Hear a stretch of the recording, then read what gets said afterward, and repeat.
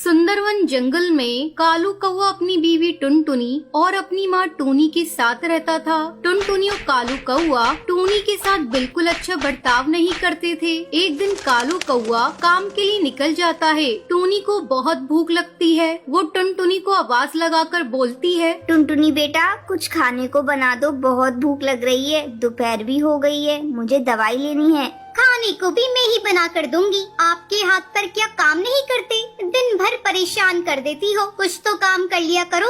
बेटा मुझसे काम नहीं होता, वरना मैं तुम्हें परेशान नहीं करती, मैं खुद ही सब कर लेती। हाँ, खाना खाने को बोल दो बस तो भर भर कर खा लोगी, और थोड़े से काम का बोल दो तो हाथ पैर नहीं चलते इनके। इतना बोलकर टुनटुनी अपने कमरे में चली जाती है। टूनी चिड़िया भूखी ही रोते रोते अपने कमरे में जाकर सो जाती है। शाम को कालू कौवा नौकरी से आकर अपने कमरे में जाकर सो जाता है। टूनी चिड़िया भूखी प्यासी ही सोई रहती है, उसे कोई पूछने नहीं आता। दूसरे दिन टूनी की तबीयत खराब हो जाती है। टूनी कालू कौवे के पास जाती है और बोलती है, बेटा कालू मेरी तबीयत आज कुछ ठीक नहीं है और मेरी शुगर की दवाई भी खत्म हो गई है, जरा बाजार जाकर ला दो। अरे माँ तुम्हें पता है ना खर्चे कितने बढ़ गए हैं, मैं परेशान हो गया हूँ इन रोज रोज के खर्चों से। खैर आपकी दवाई लाकर दे दूंगा। और सुनो माँ, टुनटुनी को परेशान मत करना, वो बेचारी थक जाती है पूरे दिन घर का काम करते करते। पर बेटा मैंने कहाँ परेशान करा बहू को। चुप करो माँ, तुम्हारी नीयत और सीरत मैं अच्छे से जानता हूँ, तुम बस चुपचाप एक कोने में पड़ी रहा करो। कालू अपनी माँ को बुरा भला कहकर काम पर चला जाता है। जब शाम को घर लौटता है तो टुनटुनी टीवी पर सीरियल देख रही थी और माँ टूनी एक कोने पर चुपचाप बैठी कालू बेटे का रास्ता देख रही होती है। कालू कौवा जैसे ही अंदर आता है फिर टूनी उसके लिए पानी लेकर आती है और बोलती है, ले बेटा पानी पी ले, थक गया होगा ना। हाँ, P low Kalu G P low, तुम्हारी माँ को ही तुम्हारी फिक्र है बस, मैं तो कभी तुम्हारे बारे में सोचती ही नहीं हूँ। ऐसा नहीं है बहू, तुम टीवी देख रही थी इसलिए मैंने पानी दे दिया, आखिर मेरा बेटा है। अरे सब समझती हूँ मैं आपकी हरकतें, कितनी चालबाज हैं आप, घर में फूट पड़वाना चाहती हो।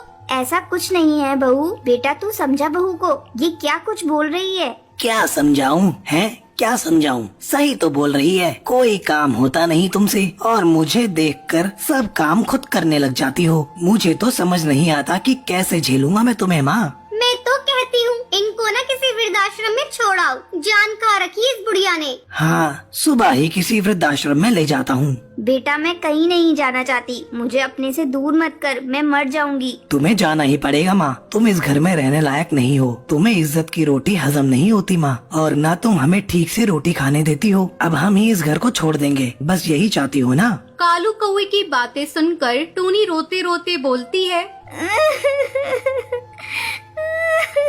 नहीं बेटा तू ऐसा मत बोल, मैं ही चली जाऊंगी। सुबह होते ही कालू कौवा अपनी बूढ़ी माँ को वृद्धाश्रम छोड़ आता है। थोड़ा समय बीत जाता है। एक दिन कालू कौवा और टुनटुनी लंच के लिए अपने दोस्त मिट्ठू तोता को अपने घर बुलाते हैं। मिट्ठू कालू से बोलता है, अरे यार कितने सालों बाद मिले हैं अपन आज। हाँ यार बहुत टाइम हो गया। आज तो भाभी जी के हाथ का खाना खाने को मिलेगा, पर भाभी एक बात बोलूंगा, आंटी जैसी दाल की खिचड़ी कोई नहीं बना सकता, वो तो पूरे जंगल की बेस्ट कुक है। क्यों है ना कालू कौवे?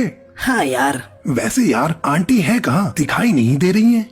यार मैं और टुनटुनी उनसे परेशान हो गए थे, उन्होंने परेशान कर दिया था। खाना दवाई और कितनी महंगी दवाइयाँ आती थी उनकी, तुझे तो पता ही है, तुझसे ही तो मंगवाता था मैं दवाइयाँ। हाँ सही बोल रहा है, पर जिसे तू नॉर्मल शुगर की दवाइयाँ समझकर मंगवाता था ना, वो तेरी माँ का तुझे दिया गया ऐसा कर्ज है जो तू कभी नहीं चुका सकता कालू। तू कभी आंटी के मन को समझ ही नहीं पाया, उनके मन में सिर्फ तेरे लिए प्यार था, और ये तेरी जिंदगी जो है ना, ये उसी दिन खत्म हो जाती जब तू 9 साल पहले हॉस्पिटल में एडमिट हुआ था। जिस माँ ने तुझे ये बोला था ना हॉस्पिटल में, बेटा परेशान मत हो, नॉर्मल पथरी का ऑपरेशन है, उस माँ ने अपनी जान की परवाह न करते हुए तुझे एक किडनी दी थी। वो चाहती तो उस वक्त अपनी फिक्र करके तुझ जैसी औलाद को मरने देती, पर उन्होंने तुझे बचाया, और थू है तुझ पर कालू।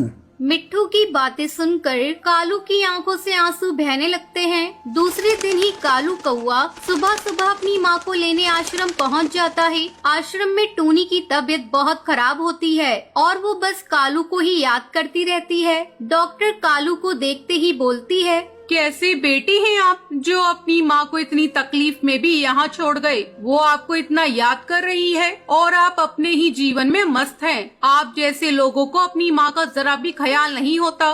डॉक्टर आप उन्हें ऐसे मत डांटिए, उनकी कोई गलती नहीं है। वो तो मैं ही बार बार बीमार पड़ती रहती हूँ। देखा कितनी अच्छी माँ है, तुम्हारी गलतियों को भी अपनी गलती बता रही है। तुम धन्य हो जो तुम्हारे पास माँ है। इस दुनिया में ऐसे भी पक्षी हैं जिनके पास माँ का साया तक नहीं होता।